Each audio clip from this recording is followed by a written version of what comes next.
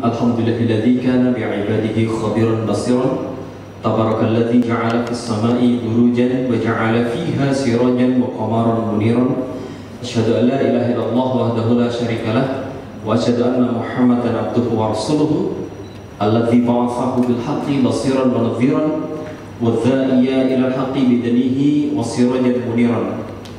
Allahumma salli wa sallim wa barik ala sayyidina wa maulana Muhammadin wa ala alihi wa sahbihi wa sallim tasliman katsiran. Amma ba'd. Qala Allah Ta'ala fi kitabil karim, a'udzu billahi minasyaitonir rajim. Bismillahirrahmanirrahim. Ya ayyuhalladzina amanu taqullaha wa tanzur nafsum ma qaddamat lighad wa taqullaha innallaha khabirum bima ta'malun. Wa aidan qala Rasulullah sallallahu alaihi wasallam, a'maru ummati ma baina sittina illa sabghin. Bapak sekalian, ibu-ibu sekalian, rahimakumullah, jamaah yang insyaallah dimuliakan oleh Allah. Alhamdulillah pada kesempatan kali ini Allah Subhanahu wa taala masih memberikan nikmat bagi kita semuanya, nikmat berupa kesehatan, kesempatan, usia ya, dan ribuan bahkan jutaan, miliaran, triliunan nikmat yang seandainya semua air di muka bumi ini dijadikan tinta dan ranting-ranting pohon dijadikan pena, maka tidak akan mungkin bisa menulis nikmat yang Allah berikan pada kita. Ya, apapun itu, bagaimanapun banyaknya pulpen yang kita habiskan, enggak bakalan kita bisa nulis semua nikmat yang Allah berikan. Maka kita berharap moga-moga kita termasuk hamba Allah yang pandai bersyukur atas apa yang Allah limpahkan kepada kita. Amin. La in syakartum wa azidanakum wa la in kafartum inna adzabil sadid. Kalau kita bersyukur kepada Allah, Allah akan tambah nikmat kita. Nikmat itu bukan sekedar uang, gajinya naik, ya, bukan. Tapi nikmat itu segala sesuatu yang bisa mendekatkan kita kepada Allah, segala sesuatu yang kemudian membuat kita merasa tenang, tentram hidup di dunia ini. Alhamdulillah, bagi yang belum punya istri maka bersyukurlah ya. Walaupun ada yang masih jomblo di sini. Nggak apa-apa ya. Jomblo itu bukan ujian, tenang aja. Jomblo itu kutukan ya. Alhamdulillah. Bagi yang masih jomblo, alhamdulillah Anda diberi kesempatan untuk optimal dalam birrul walidain. Walaupun setelah menikah pun juga tetap harus birrul walidain atau berbakti pada orang tua. Tapi paling tidak, apalagi seorang laki-laki ya, bagaimana kemudian apa yang dia dapat, maka sisihkanlah ya, berikanlah sesuatu yang terbaik untuk kedua orang tua kita ya.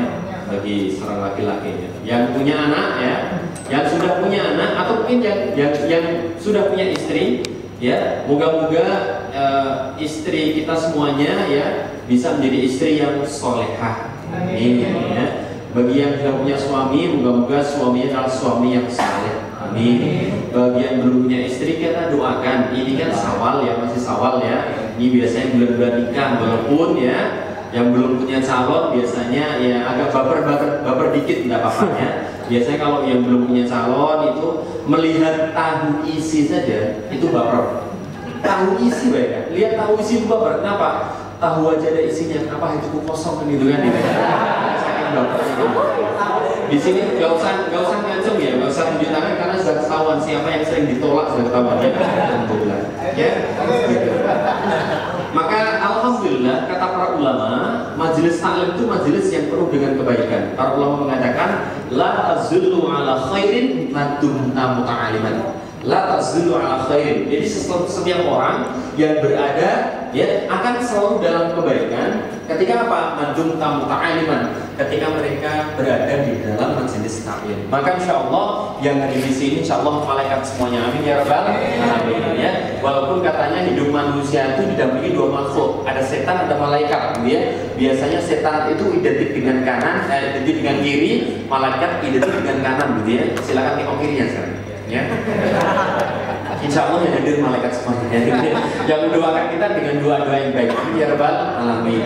Maka moga-moga yang belum menikah atau yang laki-laki, moga-moga ya kalaupun Syawal ini belum siap, moga-moga ya bulan Rajab ya lah, bulan Rajab boleh kalau boleh tahun depan, jangan tahun depan lah, jangan Syawal tahun depan, terlalu lama gitu ya.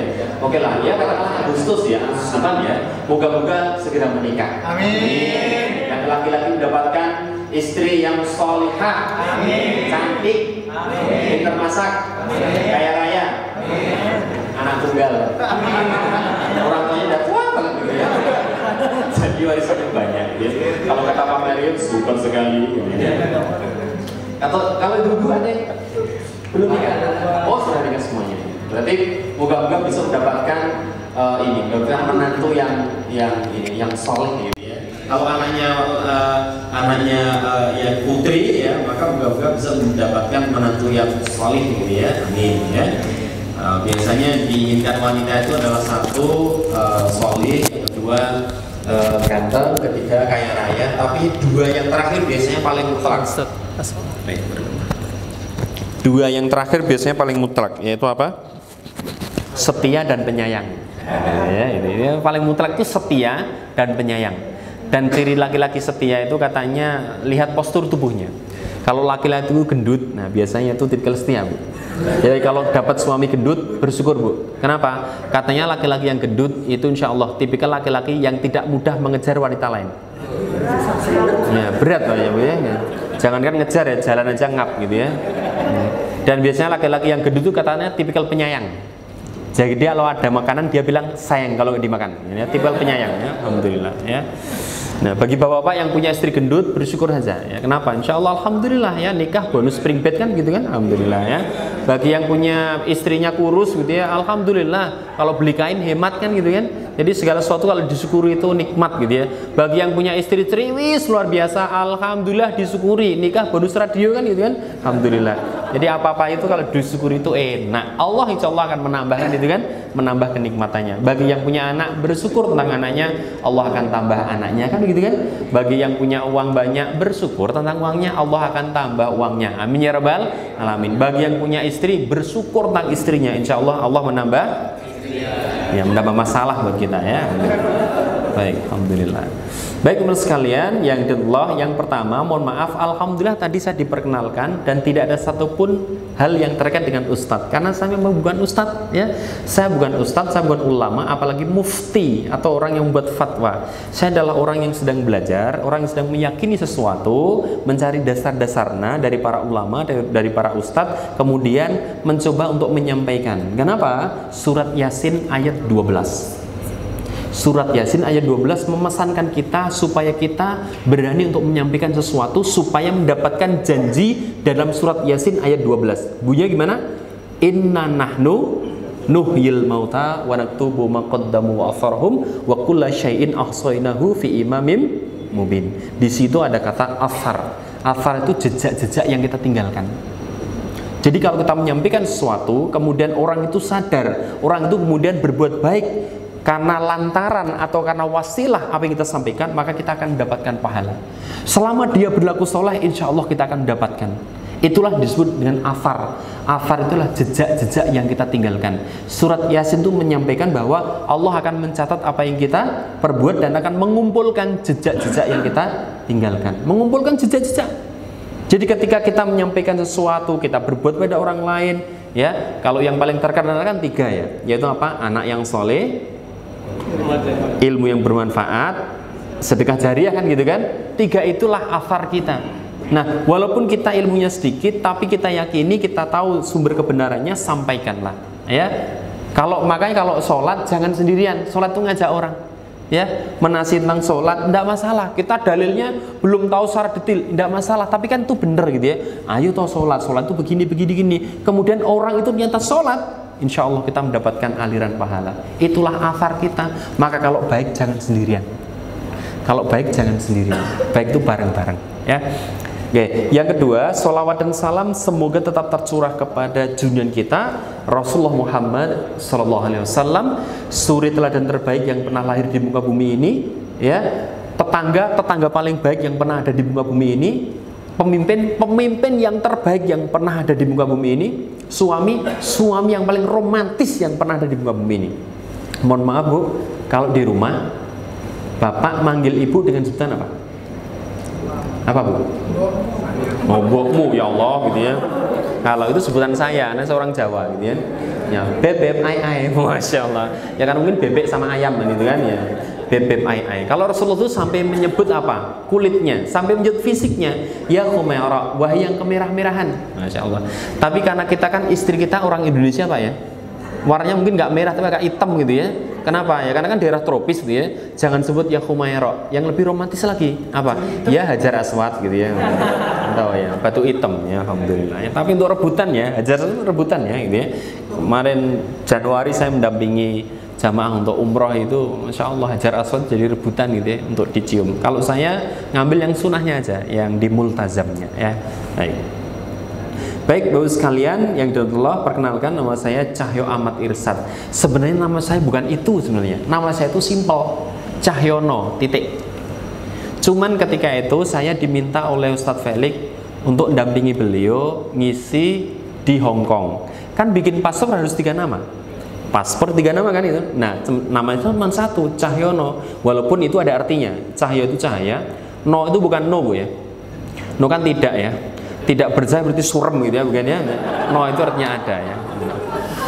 Ya. Jadi harus 3 nama. Akhirnya saya izin ke ibu saya, Bu boleh nggak saya tambah nama saya? Ya silakan, wong itu syarat administrasi. Akhirnya tak kasih nama kakek saya Ahmad Irsad gitu kan. Jadi jadinya Cahyo Ahmad Irsad gitu kira-kira gitu. Tapi sering dipanggil Kak Cahyo. Kenapa? Saya malah justru sering mendongeng pada anak-anak. Dongeng-dongeng kisah-kisah Nabi pada mereka ya, alhamdulillah. Nah, atau juga Ustadz Cahyo, tapi saya lebih senang disebut Kak Cahyo, walaupun mungkin ya wajahnya sudah agak boros begitu Pak ya. Saya sudah mulai meninggalkan dunia hitam, alhamdulillah ya, sudah mulai memutih gitu ya. Dunia hitam sudah mulai saya tinggalkan ya, alhamdulillah. Baik Bapak sekalian, nah hari ini apa yang saya sharingkan adalah nasihat untuk saya pribadi khususnya, dan moga-moga bisa untuk bermanfaat bagi kita semuanya. Amin ya rabbal alamin. Baik, Bapak sekalian yang terlalu ternyata enggak nyala ya. Bentar.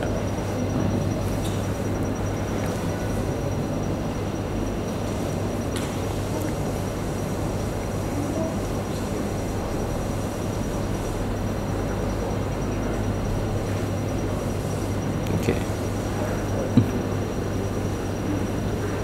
Dah. Ya, bisa. Alhamdulillah.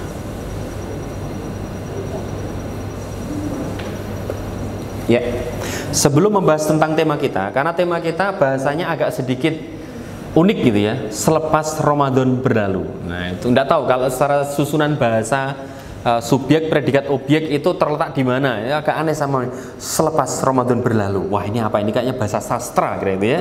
Enggak apa-apa ya. Bismillah. Kita akan semuanya akan membahas tentang apa yang kita inginkan di dunia ini.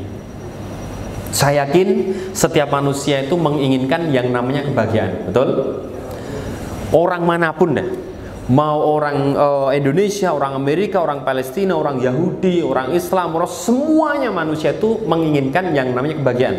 Tidak pandang bulu, baik manusia yang berbulu maupun tidak, itu menginginkan namanya kebahagiaan. Semuanya, ya kan? Pertanyaannya adalah apa bahagia itu?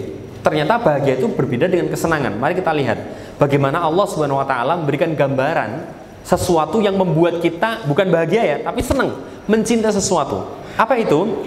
Zuyyina linnasi hubbu syahawati minan nisa'i wal banina wal qanatiril muqantarati minadh dhahabi wal fiddati wal khailil musawwamati wal an'ami wal harf.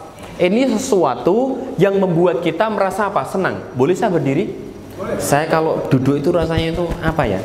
Kayaknya kok nggak srek gitu ya. Saya berdiri aja ya. Ya. Baik. Inilah segala sesuatu yang membuat kita merasa apa? Merasa senang, mencinta sesuatu, hati kita merasa senang, gitu ya. Ada apa saja? Ada wanita. Makanya tadi saya singgung ada pasangan biasanya apa? Ya tadi baper segala macam. Dia merasa tidak bahagia. Ya, apalagi. Tapi kalau kita lihat bagaimana ketika orang sudah menikah, ya, apalagi apa? Yang cantik-cantik, yang ganteng-ganteng, seolah-olah kalau punya istri cantik, punya wanita cantik itu akan bahagia. Pasti belum tentu. Kita lihat artis-artis cantik-cantik, ganteng-ganteng, kaya-kaya, ya. Tapi ketika mereka pacaran 5 tahun, menikah 3 bulan cerai. Ternyata apa? Wanita belum tentu menjadikan kita bahagia, belum tentu, ya, belum tentu. Terima kasih. Wah, ini bagian saya 2. Ini adalah awal diskriminasi itu begini ya, gitu ya. Ini 1 semuanya, ini 2 gitu ya. Alhamdulillah. Baik. menjadikan sesuatu apa? Orang itu mencintai dan menginginkannya, yaitu apa? Wanita. Tapi benarkah wanita itu akan menjadikan kita bahagia? Kalau dibalik, benarkah laki-laki itu membuat wanita bahagia? Belum tentu. Kayak tadi, ya kan? Seolah-olah dia belahan jiwaku, dia diekspos di media kemesraannya, tapi nikah 3 bulan cerai. Belum tentu istri yang cantik membuat kita bahagia, suami yang ganteng membuat bahagia, belum tentu. Kenapa? Ganteng, cantik itu relatif kan gitu kan? Kalau jelek, mutlak kan gitu kan? Nah itu ya. Oke, baik. Apalagi harta. Apakah kemudian kalau punya harta akan bahagia? Belum tentu juga. Pertanyaannya, banyak orang yang kemudian ya punya harta melimpah, punya rumah mewah luar biasa, tapi kalau malam mereka nggak bisa tidur, stres, ya kan? Kamar tidurnya paling lux, tempat tidurnya luar biasa, empuknya luar biasa, tapi mereka nggak bisa tidur. Ada nggak yang seperti itu? Banyak. Mereka stres mikirkan hartanya, ya kan? Mending kita ya beralaskan tikar biasa, ya terkadang apa ya kardus gitu ya. Tapi kalau tidur, masya Allah, Ramadan kemarin sampai lupa sahur, saking pulesnya. Berarti apa? Kebahagiaan itu ternyata ya kalau kebahagiaan tidur ya cuma 2 kali 1 selesai. Pertanyaannya, apakah orang yang punya rumah mewah, seluas lapangan golf, kalau tidur kemudian guling-guling? Kan enggak juga. Ya cuma 2 kali 1. Tapi banyak orang yang punya rumah mewah, tapi mereka nggak bisa tidur kalau malam. Gitu kan? Berarti apa? Rumah mewah belum jaminan untuk menjadikan orang itu bisa menikmati tidurnya. Bisa beli kamar tidur, tapi tidak bisa membeli pulasnya tidur. Nggak bisa. Oh, kalau yang bahagia itu apa? Punya apa? Punya uang banyak. Belum tentu juga. Akunya apa? Oh, punya uang banyak supaya besok kalau sudah tua bisa membeli makanan yang apapun yang dia inginkan.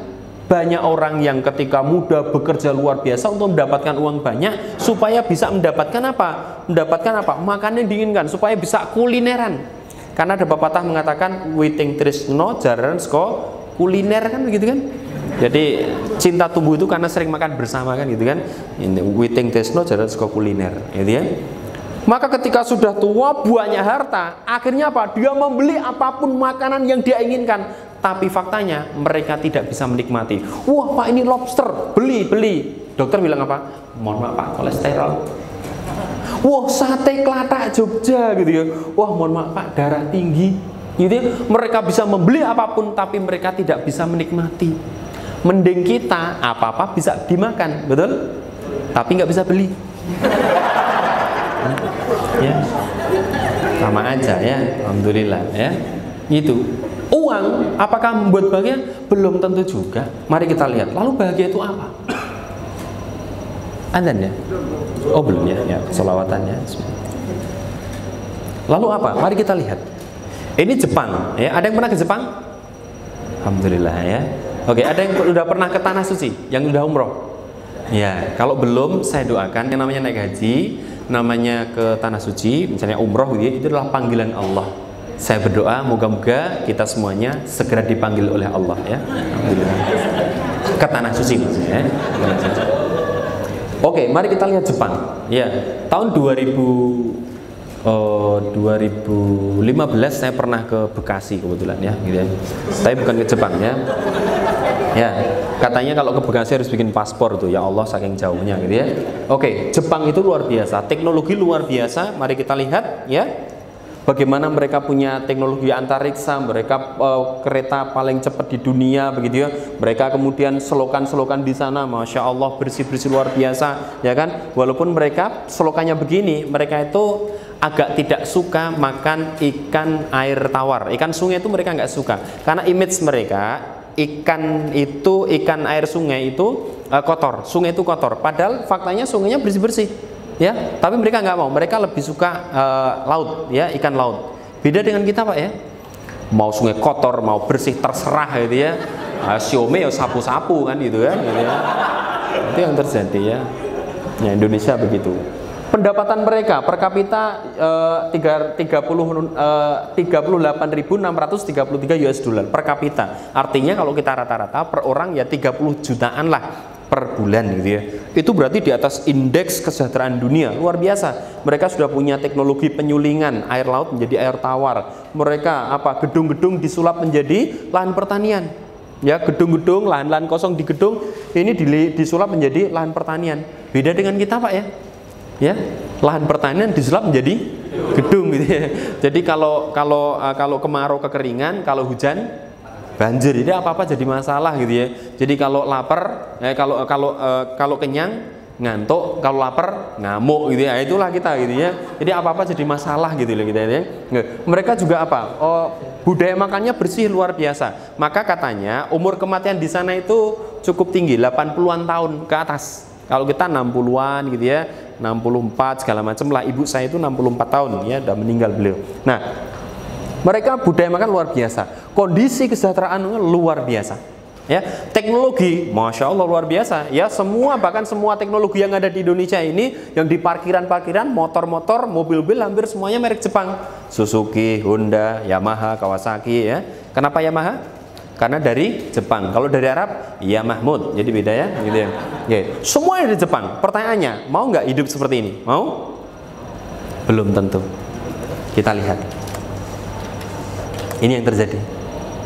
Kondisi masyarakat yang sedemikian rupa ternyata tidak berbanding lurus dengan kebahagiaan yang ada di sana. Bahkan malah ada survei mengatakan apa?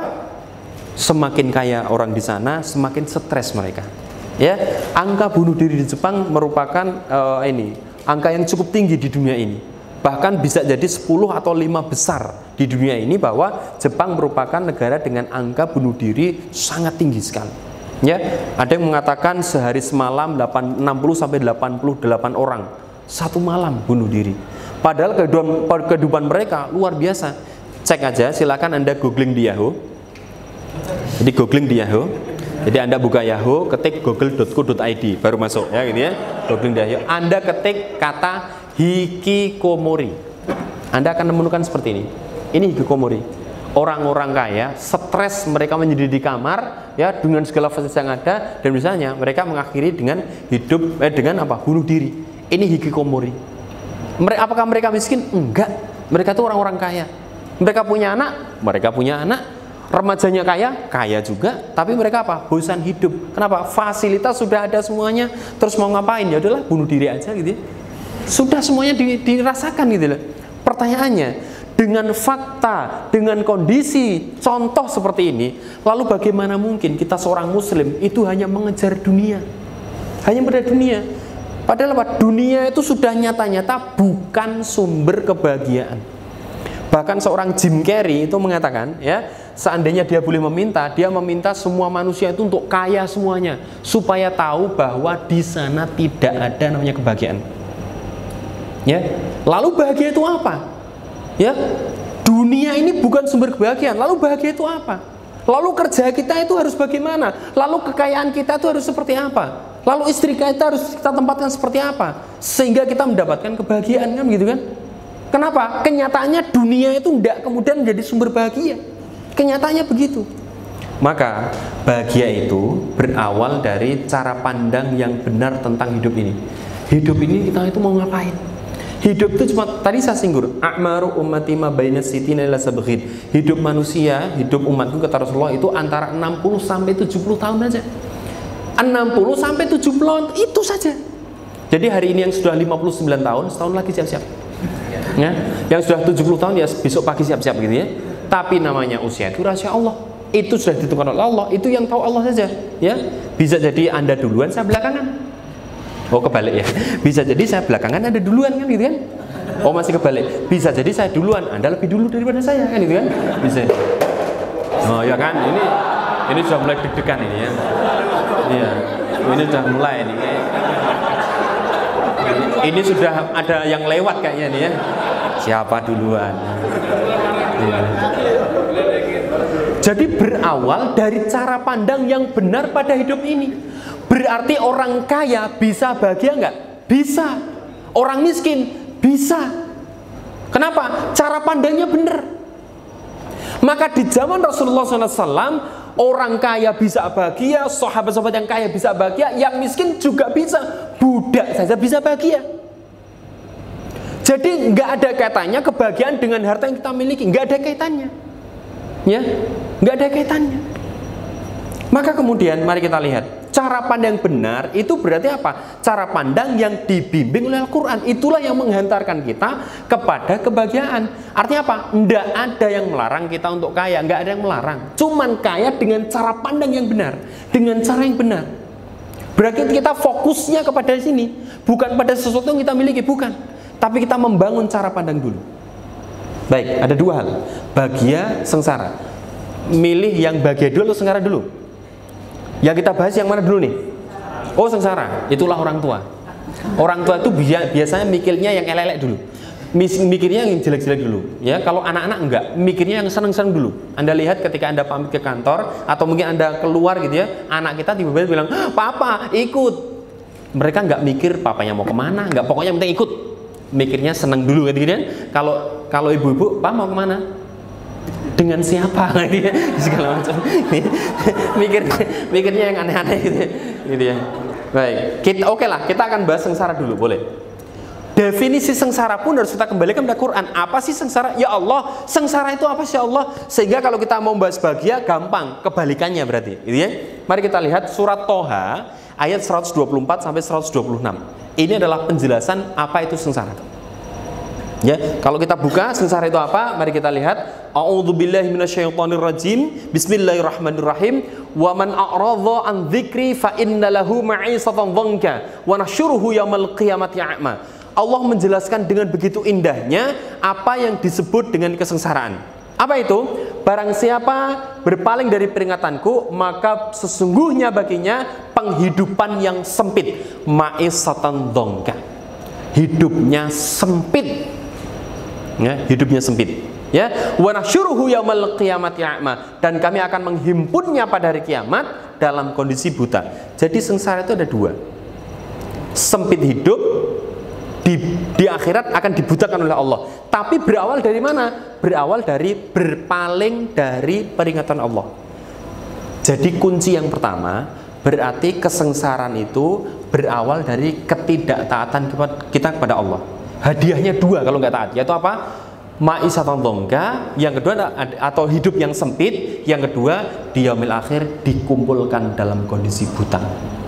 Hidupnya sempit, bayangkan, punya banyak kekayaan tapi mereka merasa gelisah. Itulah hidup yang sempit. Apakah ada orang yang bergaji tinggi kemudian nggak bahagia? Banyak. Ini pernah terjadi ya. Teman saya itu punya ustadznya cerita. Jadi saya orang yang ketiga yang mendengarkan. Ustadz cerita, dia pernah berkunjung ke sebuah keluarga. Keluarga ini berada cukup kaya, tapi anaknya punya hobi. Hobinya apa? Hobinya itu, mohon maaf, punten sekali, hobinya itu pipis di pakaian tamu yang datang. Setiap tamu yang datang, mereka bawa oleh-oleh. Berupa apa? Pipis. Jadi anaknya itu selalu setiap tamu mau pulang, dia minta gendong, kemudian dia ngompolin tamunya. Setiap tamu yang datang. Sampai kemudian seorang ustadz datang ke situ, ya, kemudian apa? Diompoli juga. Akhirnya apa? Si ibu ini minta maaf. Tapi kemudian ustadz ini penasaran, kok bisa kan itu kan? Ya namanya anak ya bisa. Tapi ternyata ibunya curhat. Ternyata itu setiap saat ketika tamu datang, itu anaknya ngompolin tamunya. Ibunya curhat, kemudian keluarga itu curhat, kemudian ustadznya bertanya, ini sudah berapa lama? Sudah lama. Penyakitnya apa? Enggak tahu. Sudah periksa dokter? Sudah. Penyakitnya apa? Enggak tahu juga. Ini kayak hobi. Jadi kayak hobi gitu loh. Maka kemudian ustadz tadi itu tanya, Bapak kerja di mana? Apa kaitannya? Dijawabnya, Bapak kerja di mana? Ternyata ibu tadi menjawab, suami saya kerja di pembuatan minuman keras. Pembuatan minuman keras. Mungkin dia tidak mabuk, mungkin dia tidak minum, tapi ingat, al-wasilatu ilal haramin haramun. Sesuatu yang menghantarkan pada keharaman, maka sesuatu tadi jadi haram.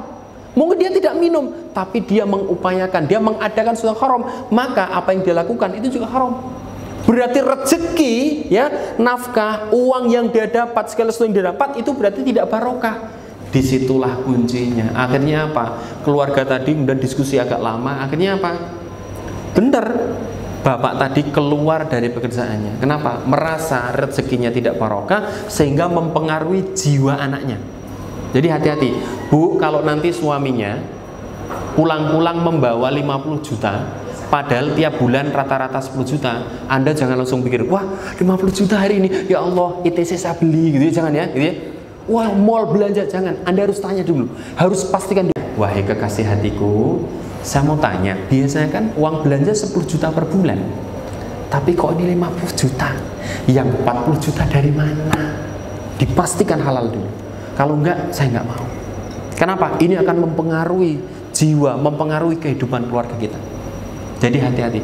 Ternyata apa? Kembali ke cerita tadi, setelah 40 hari berlalu, si suami ini keluar dari pekerjaannya. Apa yang terjadi? Ternyata anaknya sembuh total. Berarti selama ini penyakitnya adalah rezeki yang nggak barokah. Ma'isatan dhanka. Banyak rezeki tapi sempit hidupnya. Udah kan? Udah. Baik, kita akan lanjutkan pembahasannya setelah sholat maghrib. Saya akhiri. Assalamualaikum warahmatullahi wabarakatuh. Assalamualaikum warahmatullahi wabarakatuh. Tanpa mengurangi kenikmatan jamaah sekalian dalam menikmati hidangan, mari kita lanjutkan pengantar pembahasan tentang kesengsaraan. Kita ambil dalam surat Toha ayat 124. Wa man a'rada an dzikri fa inna lahu ma'isatan dhanka wa nasyuruhu yaumal qiyamati 'ama. Ada dua hal yang akan diperoleh orang-orang yang berpaling dari peringatan Allah, yang tidak taat sama Allah. Ada dua hal. Yang pertama, di dunia hidupnya disempitkan oleh Allah, ya. Yang kedua adalah di yaumil akhir akan dikumpulkan dalam kondisi buta.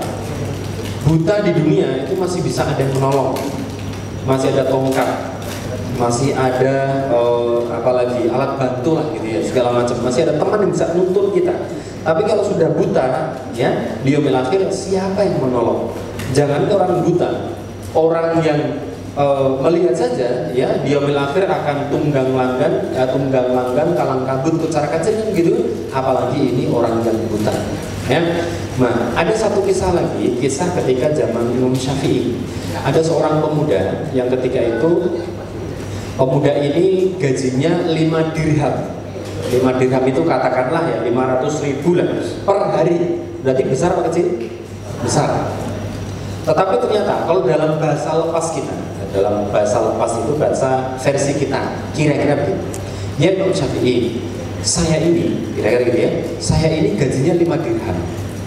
Tetapi ternyata yang terjadi adalah keluarga saya, anak saya, istri saya itu bawel luar biasa. Mereka nggak nurut. Intinya apa? Keluarganya nggak bahagia. Saya minta solusi.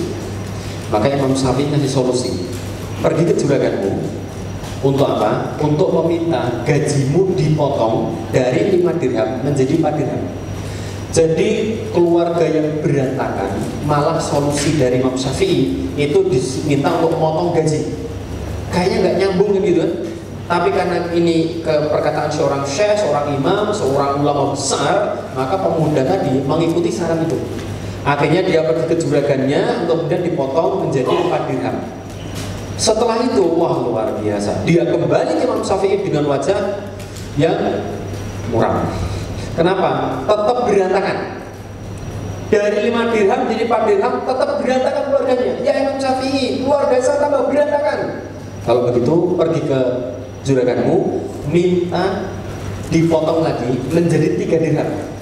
Bayangkan kalau bapak-bapak sekalian jadi juragan, ada karyawan yang minta dipotong gajinya, langsung oh siap, gitu ya, oh siap, mau potong gaji kok ya kan, siap-siap saja. Lah ini pemuda ini minta dipotong gajinya menjadi 3 dirham. Lah bagaimana mungkin lah 4 dirham aja berantakan, 5 dirham berantakan, ini kok malah diminta untuk dipotong jadi 3 dirham? Enggak masuk akal. Akhirnya apa? Akhirnya benar dipotong. Kenapa? Ini syarat ulama kok kira-kira gitu ya. Manut saja lah gitu ya. Akhirnya apa? Setelah dipotong jadi 3 dirham, pemuda tadi lama nggak berkunjung Imam Syafi'i. Akhirnya ketika berkunjung dengan wajah yang berseri-seri, si pemuda tadi menyampaikan kegembiraannya. Setelah dengan gaji 3 dirham, ternyata keluarganya beres. Keluarganya jadi bahagia.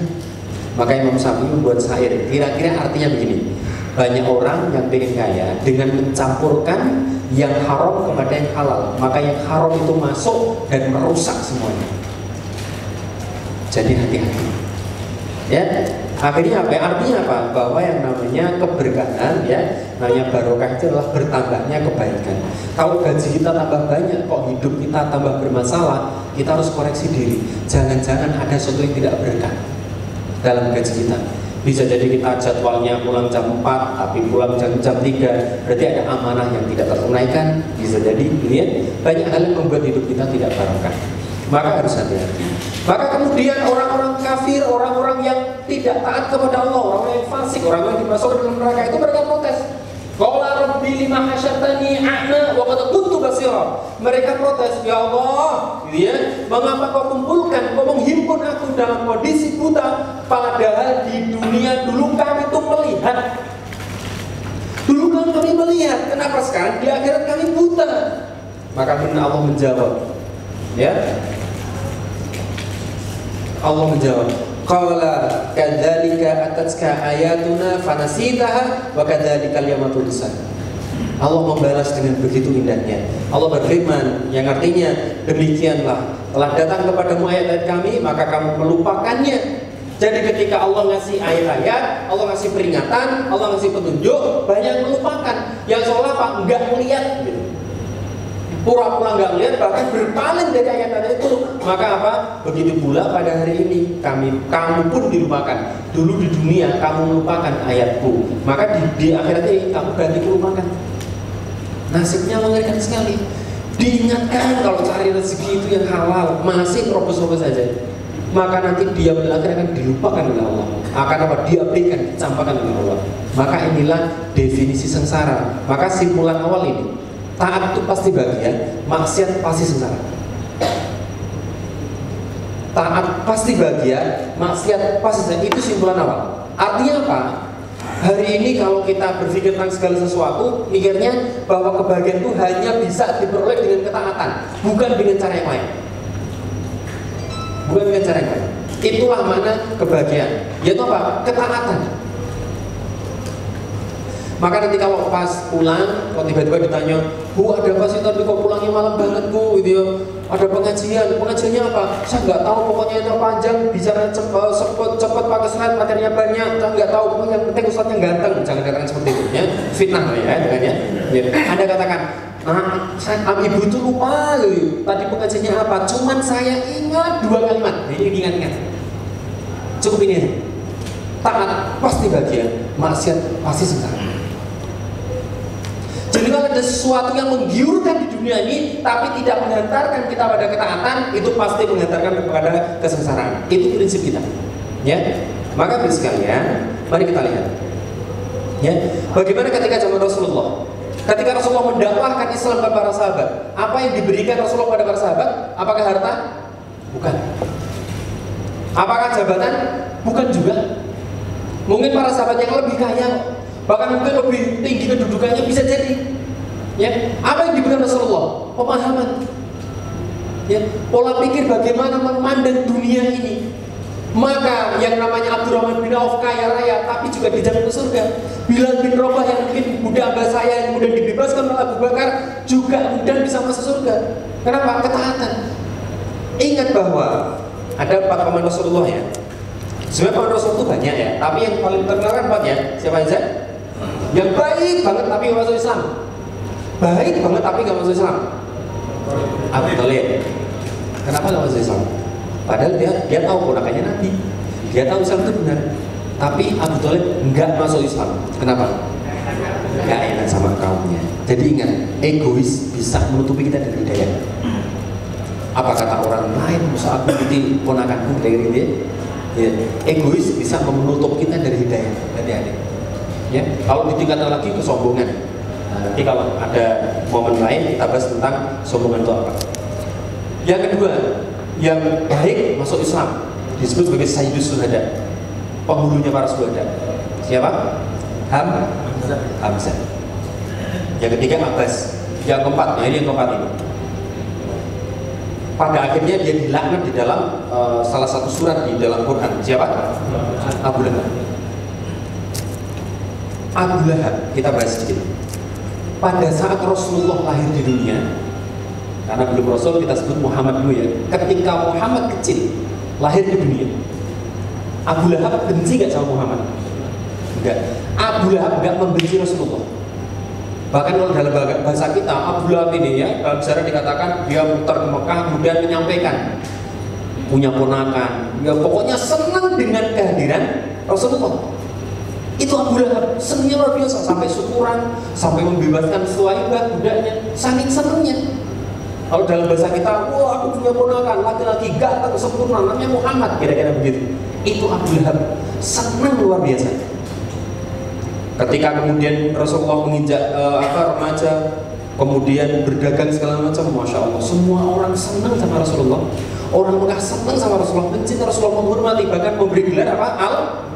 Al-Amin. Pertanyaannya kan, kenapa setelah Rasulullah diangkat jadi Nabi, hampir semua orang yang dulu mencinta Rasulullah itu kemudian balik membenci Rasulullah? Padahal akhlak Rasulullah itu ranggi itu di atas indah dalam bahasa sastra. Akhlak Rasul tinggi, ranggi, luar biasa. Semua orang mencintai Rasulullah sebelum Rasulullah menjadi Nabi. Semua orang mencintai, orang-orang di sana semua membanggakan Rasulullah. Tapi kenapa setelah Rasulullah diangkat jadi Nabi, membawa risalah Islam, kemudian Rasul dibenci? Berarti Rasulullah tidak pernah bermasalah di akhlaknya. Kenapa? Sejak lahir ya, Rasulullah itu akhlaknya sudah mulia luar biasa. Maka Rasulullah dibenci bukan karena akhlaknya, karena akhlaknya sudah mulia. Dibenci karena apa? Karena Rasulullah membawa cara pandang hidup yang baru, membawa tata kehidupan yang baru, bukan sekedar membawa akhlak, bukan, tapi membawa cara pandang hidup yang baru. Di mana dulu wanita, punten ibu sekalian, wanita zaman Arab jahiliyah itu dijadikan warisan. Bayangkan, jadi kalau saya punya istri, saya meninggal, maka istri saya wariskan ke anak laki-laki saya. Boleh diapa-apakan, terserah. Ya, wanita sebelum Islam datang, wanita tidak boleh mendapatkan warisan. Setelah Islam datang, dapat nggak? Dapat. Wanita jadikan permainan. Bahkan wanita haid itu dijadikan, mohon maaf, wanita haid itu sama dengan penyakit. Tapi ketika Rasul datang, wanita dimuliakan luar biasa. Ketika istrinya haid, Rasulullah tidur di pangkuan istri. Islam memberikan aturan bahwa wanita itu mendapatkan warisan. Bahkan dikatakan surga di telapak kaki. Masya Allah. Itu kan tata aturan hidup yang baru, cara pandang hidup yang baru. Padahal dulu wanita direndahkan sekali. Maka orang-orang yang kemudian mengemban pemikiran yang lama berontak, protes. Bahkan kemudian merencanakan pembunuhan pada Rasulullah, menghina Rasulullah, mengejek Rasulullah, segala macam yang buruk ke Rasulullah. Termasuk Abu Lahab. Berarti Islam itu memberikan cara pandang yang unik pada kehidupannya. Itulah yang menjadikan Rasulullah itu dibenci di Mekah ketika itu, Mekah jahiliyah. Bukan karena akhlak beliau, bukan, tapi karena sesuatu yang kemudian nanti akan mempengaruhi apa-apa yang terjadi dalam kehidupan masyarakat. Itu Pak, tata kehidupan yang baru. Orang curang ketika itu biasa, curang jualan itu biasa. Ya, timbangnya dikasih air supaya basah, supaya bersebelah, itu biasa. Tapi kita Rasulullah datang, kecurangan itu dibongkar semua. Riba biasa, khomer biasa, tapi kita Rasulullah datang menjelaskan bahwa itu keharaman, itu adalah sebuah keburukan dan sebagainya. Tata hidup yang baru, standar bahagia yang baru, kan gitu kan? Itulah yang kemudian dibawa oleh Rasulullah. Bukan menawarkan dunia ini, bukan, ya. Tapi apa? Cara pandang yang khas sekali dalam kehidupan yang sudah diemban oleh para sahabat, kemudian generasi berikutnya hingga dan sampai ke kita. Moga-moga kita termasuk umat Rasulullah yang setia mengikuti syariahnya. Amin ya rabbal. Dan di yaumil akhir kita akan dibangkitkan bersama dengan Rasulullah dan masuk surga bersama dengan Rasulullah. Ya, kenapa? Setia mengikuti aturan, tidak berpaling dari aturan. Maka inilah Islam, inilah standar bahagia itu, yaitu apa? Islam. Ya, saya ambil dari kitab Nizamul Islam, ya, karangan Syekh Taqiyuddin Al-Bahani. Ya, beliau adalah cucu dari Syekh Yusuf Al-Bahani. Ya, intinya apa? Inilah cara pandang kita tentang kebahagiaan, yaitu apa? Islam itulah cara pandang yang khas yang akan memberikan kita, insya Allah mengantarkan kita kepada kebahagiaan. Pentingnya cara pandang, kita lihat. Penting sekali. Kita tebak kuis hari ini ya, sudah siap? Oke. Tolong dibaca tulisan berikut ini. Ini pentingnya kita memiliki cara pandang yang benar, yang menjadi kemudian apa? Kebiasaan kita melihat sesuatu dengan cara pandang itu. Siap ya? Tolong baca tulisan berikut ini. 1, 2, 3. 1, 2, 3.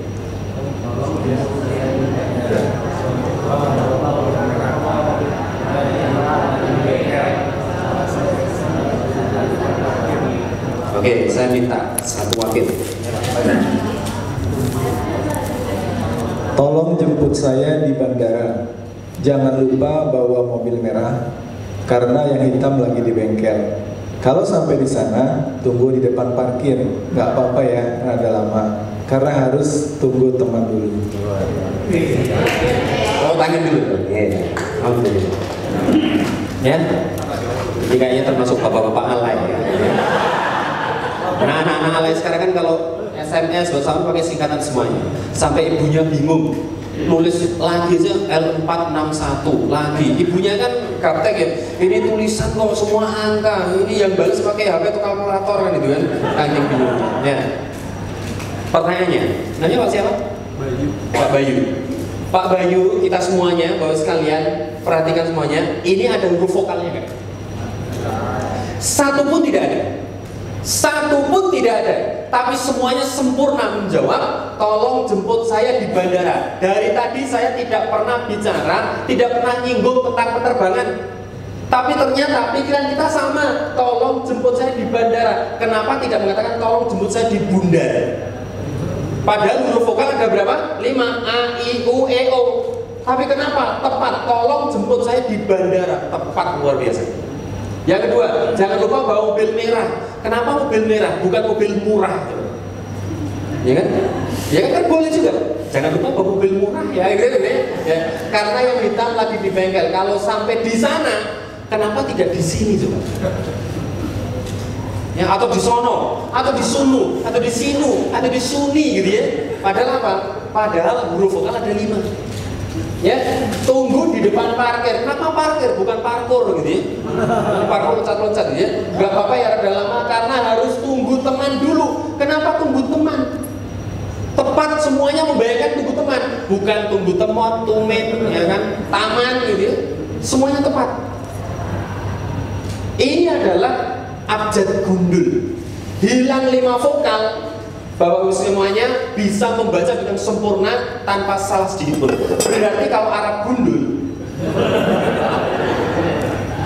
ini abjad gundul yang hilang 5 kan? Kalau Arab yang hilang 3, A, I, U, berarti akan sempurna. Siap ya? Ini 5 hilang sempurna. Apalagi cuma 3, kecil ya. Siap ya? 1, 2, 3. Amin, amin, amin ya. Ya, sama roti, sama kamu, sama apa gitu ya. Saya punya mantra, ikuti ya. Ikuti mantra saya. Anda akan kurang dari 1 menit, Anda bisa membaca Arab dulu. Siap ya? Ya, siap. Bismillahirrahmanirrahim. La haula wala quwwata illa billah. Sudah siap? Baca Arab dulu. 1, 2, 3.